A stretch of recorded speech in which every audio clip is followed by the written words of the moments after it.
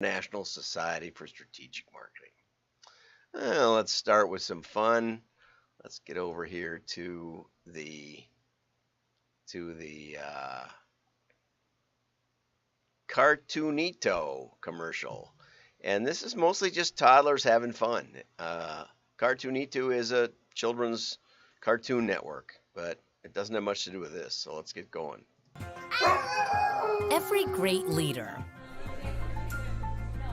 starts somewhere. Everyone who's ever innovated, inspired, or done the impossible. Everyone who's ever changed the world began as a child. A wild, weird, wonderful child. Stands to reason the next wave of history makers are already out there. All they need is a place to start. Cartoonito. Start here. And that's that. And I just thought that was fun. Nice basic stuff. Nothing too flashy, nothing crazy. And so now let's get over to Tom Ritson and see what he's got to say. Okay, the shiny new NFT syndrome. Today's cartoon. Before we talk about, before we need to, sorry, I can't even read it. Before we talk about how we need to stay focused on our business fundamentals, let's come up with some ideas for NFTs. And I forget what NFT even stands for, net fungible tokens or something like that. And it means that it's really connected to the blockchain, where the whole point of the blockchain was invented so that if you had a Word document and you wanted to make sure that it didn't change, that you could guarantee this is the final document, like for a legal case or something, without making a copy of it and faxing it to somebody. That's what blockchain was basically designed for. And it had a whole network of computers that all got a copy, essentially, and also got a code that was like an encryption number that was based on the number of characters and such in the document. And so that way, if anybody changed it, those two wouldn't match up the same, and you'd have to change all the other computers. And other documents would be put in after. So, you can't just change it out of order and stuff like that. It's sort of like that. I'm doing a terrible job probably for most of you, but the point is that it's something that doesn't change. So about a year ago or maybe two, Scott Adams, who does the Dilbert, did an NFT of a particular actual drawing. He draws them digitally on his tablet, so there's no printout or watercolored gel like you'd have with old Disney cartoons. They actually sell the artwork, and I knew someone who collected those gels. They're called, so they would lift them up and move them. You lift them up and then you move the character across, keeping the background and foreground the same. But there is none in digital artwork. But this assures you of the authenticity of it. So I have a revolver, and I needed a holster for it. And so I was looking at holsters on eBay, and I found a holster that would fit it, more or less. Didn't fit the greatest, but anyway, it was a nice looking holster.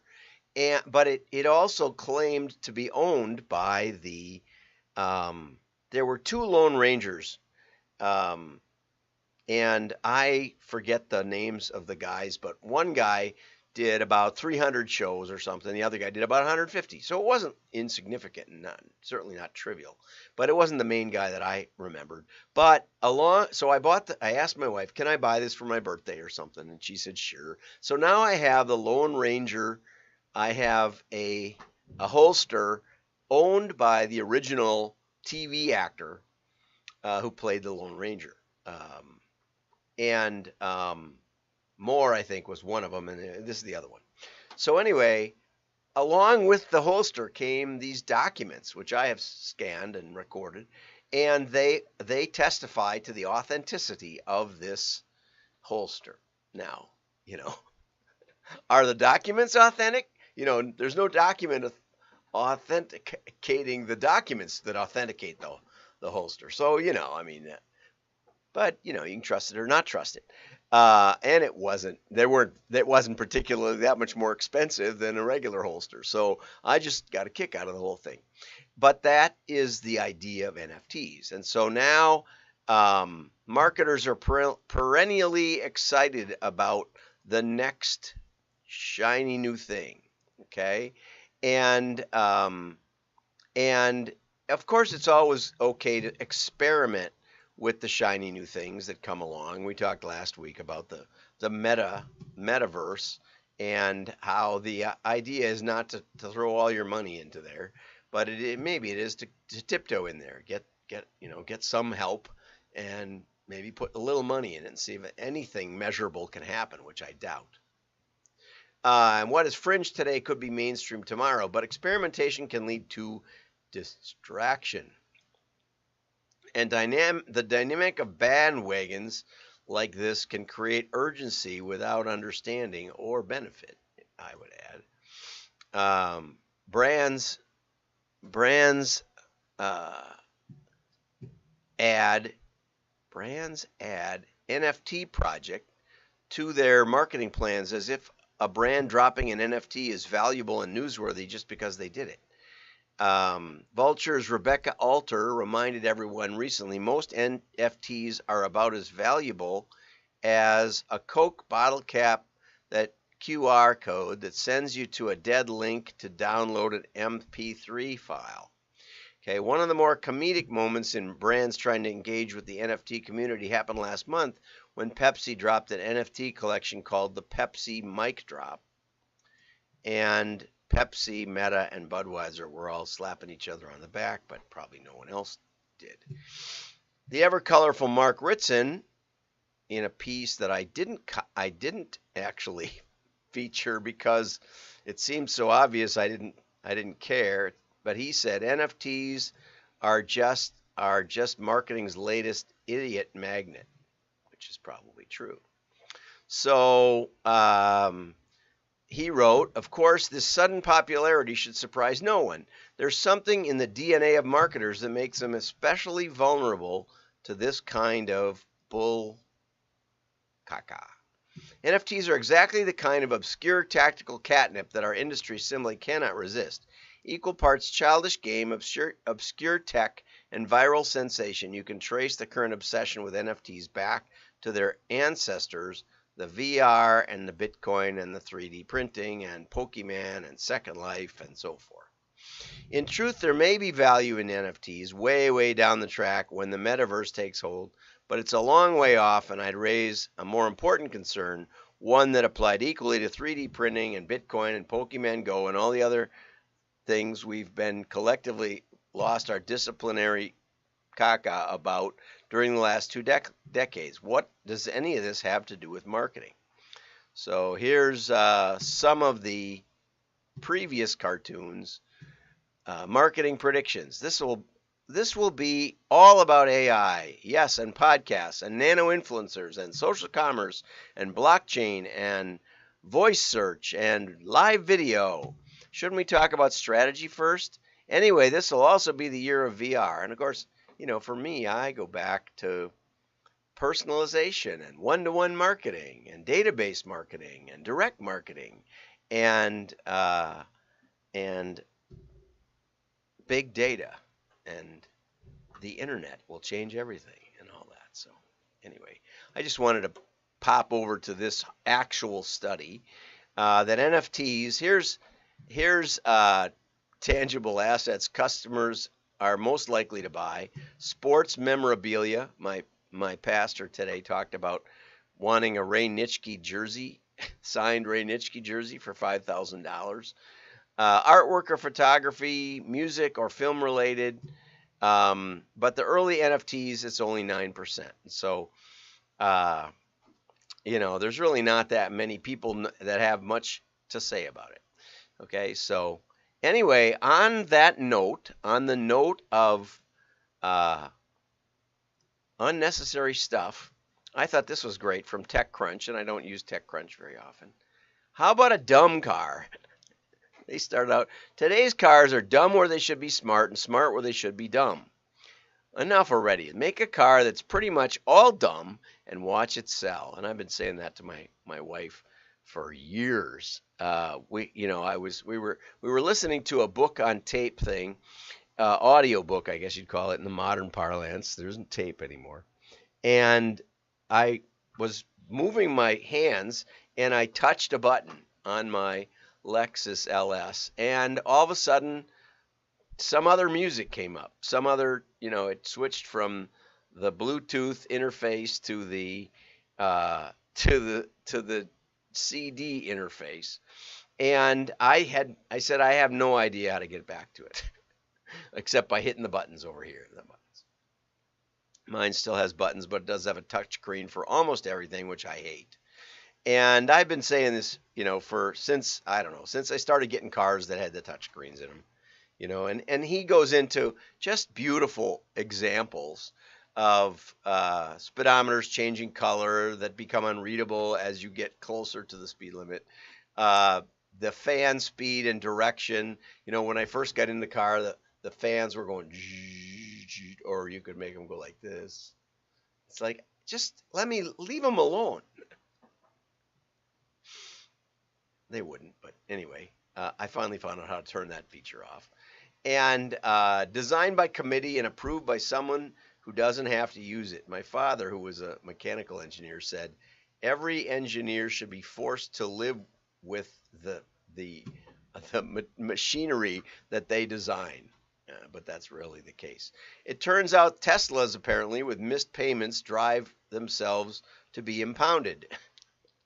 They don't even have, I'm not even sure they need a person in it. They might just pull out of your driveway and go drive away. Go drive back to the dealership. I don't know. Yeah, GPS in the car. I remember when we first got GPSs in the car and they don't work and they aren't updated. And why would you use them now? Now they're out of date. And your phone is 10 times better than that. Plus, it has voice commands that actually sometimes work. But high-end model cars are going back to knobs and dials for the premium feel. Okay, so what are his recommendations? One is no screens whatsoever. I'm all for that. Yeah, that sounds good. He says, it turns out on one of these articles I read that it takes more, maybe, and this is the one, it takes more computer power it takes more energy, takes more battery power to run the computer trying to build a self-driving car than it does to power the wheels, which is really something. Okay, no GPS or data or hidden cameras also makes your vehicle feel more private. What an idea, right? And harder to hack. An aux input, I said that today. We were trying to make this thing work with the Bluetooth, and one of our phones had accessed the Bluetooth, and the other phone couldn't find it because the first phone, which I turned off, wouldn't let me, turned it right back on again without telling me.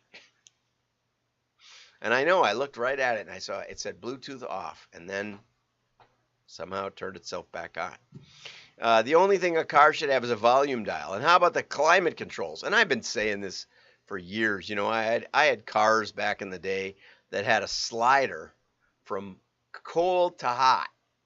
Okay, cold to hot, and a blower that had like 1, 2, 3, 4.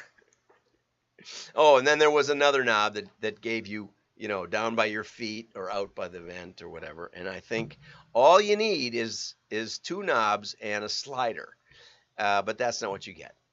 And my car, when the temperature hits a certain point, will turn it to recirculate and fog up the windows. So it's like, who thinks this up? I never want to recirculate, even in the dead of winter or the hottest of summer. Just blow the real air in. I want more air. I used to drive cars that had, let's just say, fumes. And my father said, well, if your car is filling up with exhaust fumes, just keep blowing in fresh air. Keep that vent knob down by your feet open. We used to have knobs. You pull the knob and it would blow fresh air into your cab there, and that would pretty much save you from getting asphyxiated if you had the kind of car I did. So anyway, it's an excellent article about why sometimes our analytical stack may give us things we're not really that interested in. Like, how about an ordinary needle gauges speed, fuel, oil temperature instead of digital? Digital is insanely difficult to read. The difference between 69 and 70 perceptually is huge, right? All the digits are different. But speed-wise, it just doesn't matter at all, right? Really, literally doesn't matter. And so, anybody that thinks that digital is everything might want to think about speedometers, where it clearly isn't.